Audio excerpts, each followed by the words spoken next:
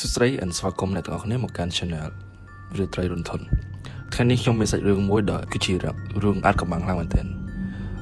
រឿងនេះគឺមានចំណងជើងថាគឺជាតាមូស៊ូតគឺជាសាច់រឿងមួយដែលកើតឡើងពិតនៅក្នុងប្រទេសអូស្ត្រាលីនៃព្រឹកថ្ងៃទី1ខែធ្នូឆ្នាំ1948នៅឆ្នេរ Southampton ក្បែរនៅទីក្រុង Adelaide ប្រទេសអូស្ត្រាលីដែលមានមនុស្សចំនួនមួយចំនួនបានឃើញបុរសម្នាក់អង្គុយផ្អែកជើងក្បែរឆ្នេរពួកគេគិតថាគាត់គ្រាន់តែសម្រាកឬសង្វល់បន្តិចបន្តួចទេប៉ុន្តែនៅព្រឹកបន្ទាប់ប៉ូលីសបានរកឃើញថាបុរសម្នាក់នោះគឺបានស្លាប់ទៅហើយគាត់មានអាយុប្រហែលជា40ទៅ45ឆ្នាំកម្ពស់ប្រហែល1.8 សង់ទីម៉ែត្រស្លៀកពាក់ស្អាតបាតដូចជាមនុស្សអ្នកជំនួយឬមន្ត្រីរាជការណាមួយប៉ុន្តែអ្វីដែលចម្លែកបំផុតគឺគាត់គ្មានអត្តសញ្ញាណប័ណ្ណឬក៏លិខិតឆ្លងដែនឬក៏កាបូបឬក៏ឯកសារណាមួយដែលសម្គាល់ថាគាត់គឺជាអ្នកណាស្លាកឈ្មោះនៅលើស្លាកសម្លៀកបំពាក់របស់គាត់ទាំងអស់ក៏ត្រូវបានកាត់ចោលផងដែរគ្រូពេទ្យបានពិនិត្យសាកសពនិងរកឃើញថាគ្មានស្នាមរបួសខាងក្រៅឡើយបេះដូងនិងថ្លើមនិងសរីរាង្គខ្លះមានសភាពមិនប្រក្រតីពួកគេសង្ស័យថាបុរសម្នាក់នោះអាចត្រូវបានបំពុលប៉ុន្តែនៅឆ្នាំ1948បច្ចេកវិទ្យាពិនិត្យសារធាតុពុលមិនទាន់ទំនើបនៅឡើយទេដូច្នេះគ្មាននរណាម្នាក់អាចបញ្ជាក់ថាមូលហេតុនៃការស្លាប់របស់គាត់ដោយពិតប្រាកដឡើយពាក្យថាតាមវិសុទ្ធជាច្រើនខែក្រោយមកប៉ូលីសបានរកឃើញថានៅក្នុងហៅប៉ៅលាក់មួយនៅក្នុងខោរបស់គាត់នៅក្នុងនោះមានកระดาษទូចមួយដែលមានពាក្យ2ម៉ាត់ប៉ុណ្ណោះតាមវិសុទ្ធហ្នឹងពេលនេះមកពីភាសាផ្សេងដែលមានន័យថាចប់ហើយឬ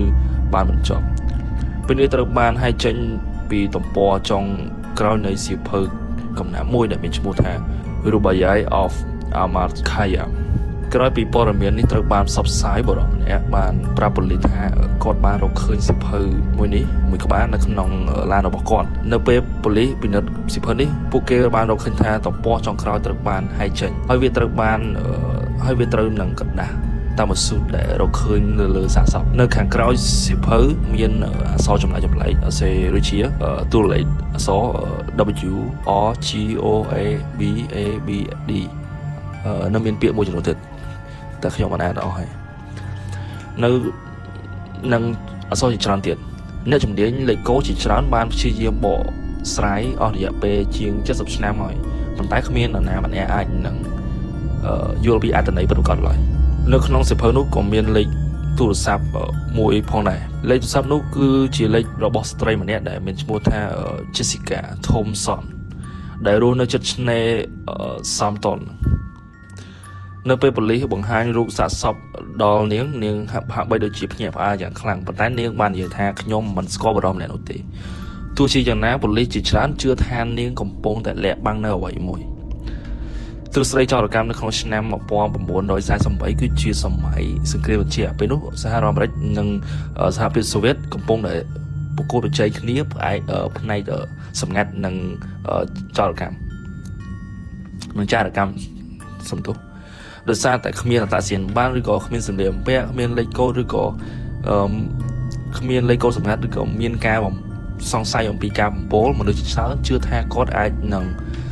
ជាចារកម្មអន្តរជាតិម្នាក់ការស៊ើបអង្កេតថ្មីនៅក្នុងឆ្នាំ2022អ្នកស្រាវជ្រាវ DNA បានប្រកាសថាបុរសម្នាក់នេះគឺជា Cowell ជាវិស្វករគិសនីម្នាក់ដែលមកពីទីក្រុង Melbourne ប៉ុន្តែរដ្ឋាភិបាលអូស្ត្រាលីមិនទាន់បញ្ជាក់ថាជាផ្លូវការនៅបណ្ដឹងឡើយទេអាកំបាំងដែលមិនទាន់មានចម្លើយរហូតមកដល់សប្តាហ៍ថ្ងៃនៅតែមានមនុស្សម្នាក់មួយចំនួនធំបំផុតនៅក្នុងទូទាំងប្រទេសអូស្ត្រាលីគឺមានការឆ្ងល់ជាខ្លាំងថាតើបុរសម្នាក់នោះគឺជានរណាតើគាត់ស្លាប់ដោយសារអ្វីតើលេខកូដទាំងនោះមានន័យដូចម្តេចតើ Jessica Thompson ដឹងពីខ្លះតើគាត់ជាចារកម្មពិតឬមិនពិតតើតើជាមួយសាច់រឿងនេះអស់រយៈពេលជាង75ឆ្នាំហើយដែលបានកន្លងផុតទៅប៉ុន្តែអាចកំបាំង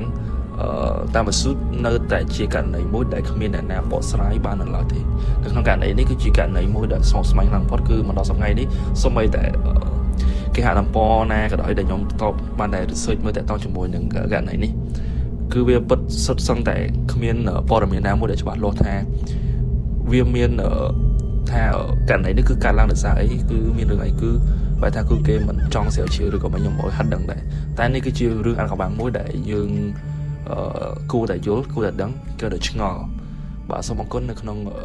ដែលបងប្អូនអរគ្នាចំណាយពេលវេលាមើលក្នុងវីដេអូរបស់ខ្ញុំសូម